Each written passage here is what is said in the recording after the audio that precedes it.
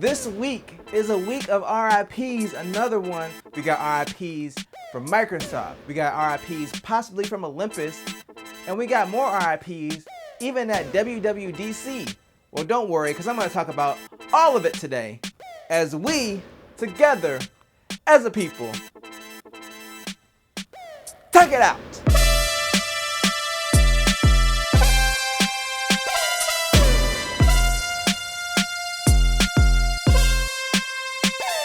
And welcome to another sensational Saturday. This is Mike, and this is Mike Texts It Out, where I bring you the tech news on Saturdays. That's right, the tech news is all me on Saturday, and I'm here to bring it to you. What else can I say about it, or at it, or any of it? And clearly, I've run out of things to say, so it's time for me to segue into our first story. No, not that kind of segue. Oh, it is that kind of segue.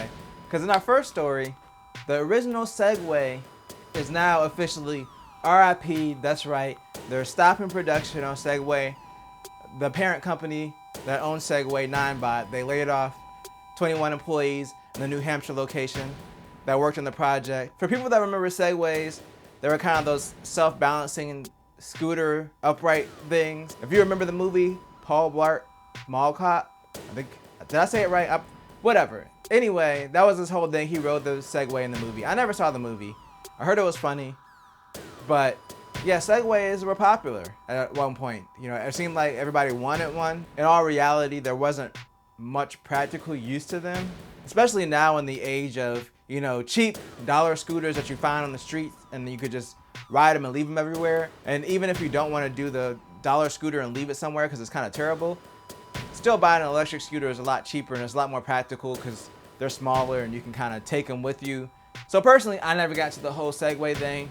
But if you were, you know, take a moment of silence just to RIP Segway. So go ahead and pour out your alcoholic beverages while you're scooting at like 5 miles per hour and self-balancing. And speaking of balancing, Olympus has been struggling to balance his books and make sense of having a camera division, which is why it's rumored that they're looking to sell it. So it's been cited that Olympus is saying that their camera sales been declining over the last 3 years, and they flat out said it's due to smartphone cameras being so good, and a lot of people just not being interested in photography, or at least not as much. It's becoming more of a niche product. Personally, I like having a good mirrorless camera. I have two, and then I also have a DSLR, but I just use them for video because, I don't know, to me, I still like the quality better than the cell phone video, and I have the iPhone 11 Pro, one of the best phones for video, and I definitely use it as like a B-roll camera, but my mirrorless cameras, woo, I just can't replace them. I guess Olympus feels like with a loss in profit and obviously things shifting more towards mobile devices, it's not really worth holding on to that business anymore, so they're basically letting it go, or they're looking to sell it. That, again, this is just a rumor.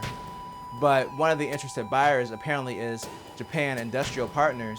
Now, you may not have heard of them, but I'm sure you possibly heard of the Sony Bio laptops that Sony used to make, then they sold off Bio and made it its own brand. Well, they're the people that bought the Bio brand, so it's rumored that they might be looking to buy Olympus cameras. Now, this does interest me because I actually have an Olympus lens because they're one of the only other companies that use Micro Four Thirds along with Panasonic, and I have Panasonic cameras. Well, except for my DSLR, it's a Nikon. My main two cameras that I use right now are the Panasonic GH4 and the GH2. So I've always kind of looked to Olympus to get some discount Micro Four Thirds lenses. So we'll see what happens with their camera business. I'm definitely hoping that it does sell and they continue to make cameras because a lot of people like their cameras. And it's just nice to have more options than less options.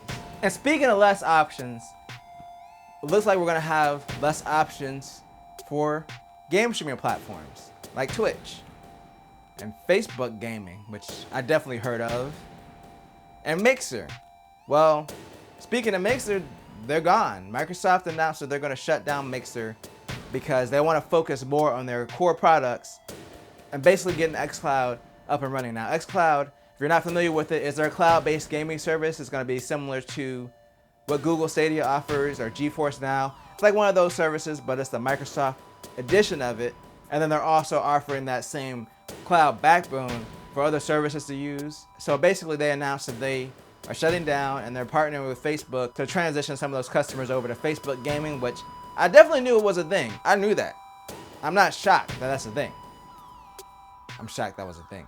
But basically, this really sucks for a lot of people. There are people that are going to lose an alternative platform to Twitch.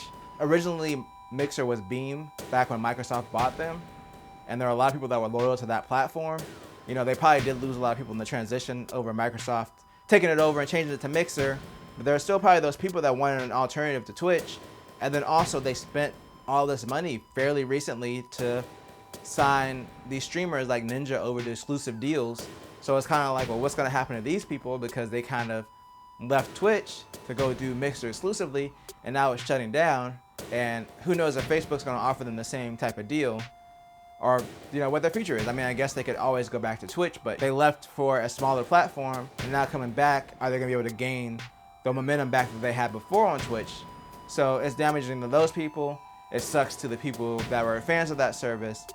But I understand it wasn't doing that well, and apparently Facebook gaming was a lot more popular than Mixer. So that's why they cut the deal with Facebook. So all in all, it really sucks for a lot of people, but it's another RIP for this week. But Microsoft's not done with their RIPs this week.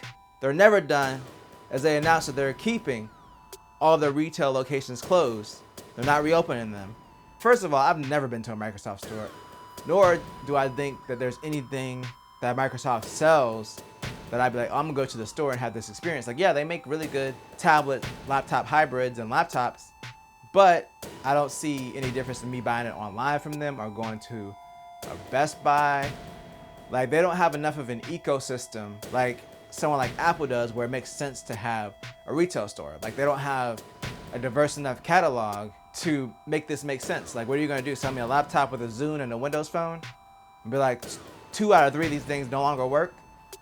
So yeah, it makes sense for them to close their retail location. They're keeping some of their more popular locations open, and it's going to kind of be like our resource center type thing, like, oh, we can come in and experience the products but not actually buy them. And the good news for the employees at those locations, they're going to try to transition them into other jobs, like kind of support roles remotely. They're probably doing like over the phone support. They'll probably transition them into those roles and kind of give them like a work from home type position. So that's good. Hopefully nobody loses their job as a result of these closures. And it's just another RIP in this week of RIPs. After all these RIPs, I'm really ready to go. But when I go, I just want I want an immersive experience when I go. I want something that is light and cheap that I can just put on my head and be completely immersed and like watch a movie and like virtual reality. Like the Oculus Go. Oh, wait a minute. This week, Oculus/Facebook officially said that they're discontinuing the Oculus Go so they can focus more on the Oculus Quest and the Oculus Rift. I know people are going to be sad about this, and this may not be the most popular opinion, but the Oculus Go can go. I get it's cheaper than buying a phone, but you probably already have a phone anyway.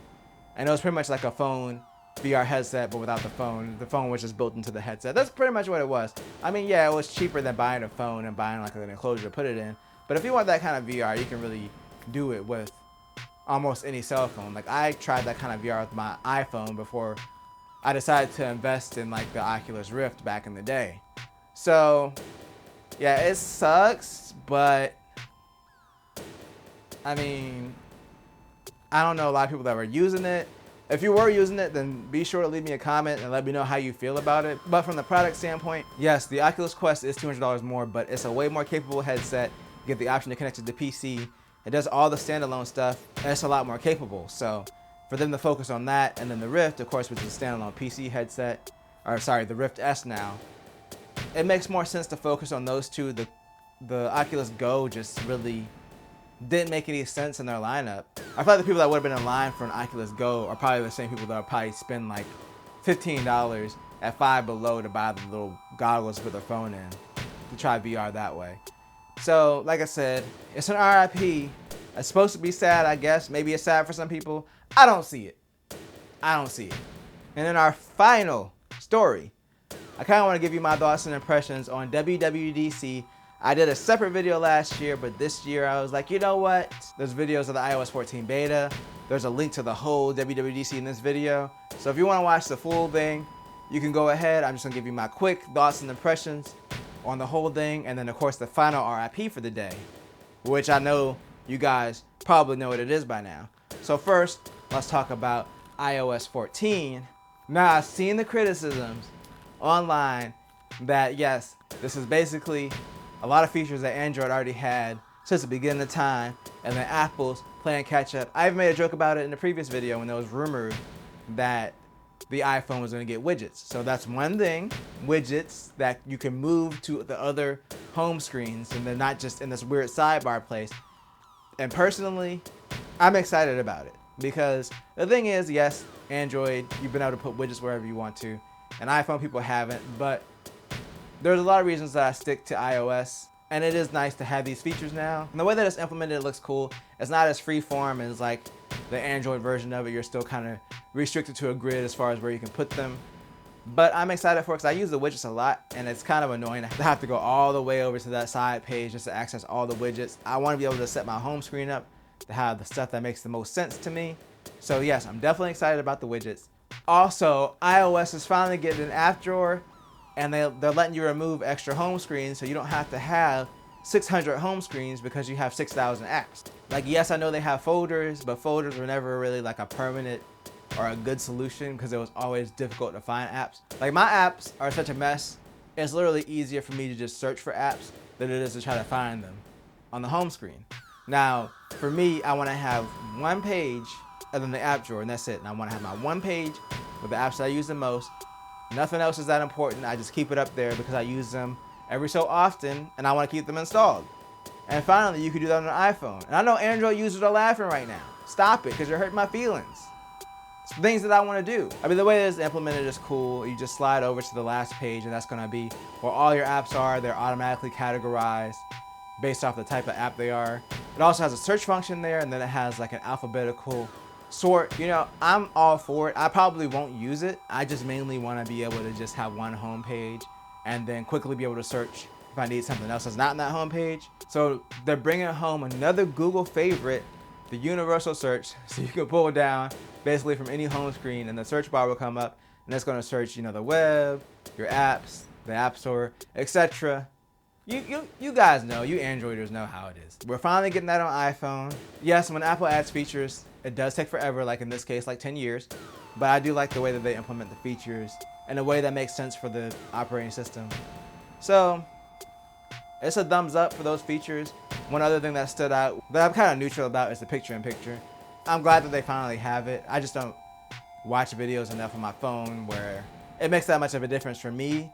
But yeah, basically, if you are watching something in a browser like a video, if you go out of the browser, you'll still have the little video playing and you can move it around the screen and still continue to watch it if you want to, or you can move it to the side of the screen and just have the audio. So that's cool. Like I said, not a feature that I'll probably use that much. Now let me briefly touch on iPad OS. So basically they're getting a lot of the same stuff as the iPhone. It was basically the same. The one thing that they showed off that I thought was cool is with Scribble. So any text field, you can basically take the pencil and write stuff in there, and then I'll turn it into text. Also, if you take notes, it's supposed to recognize each individual word.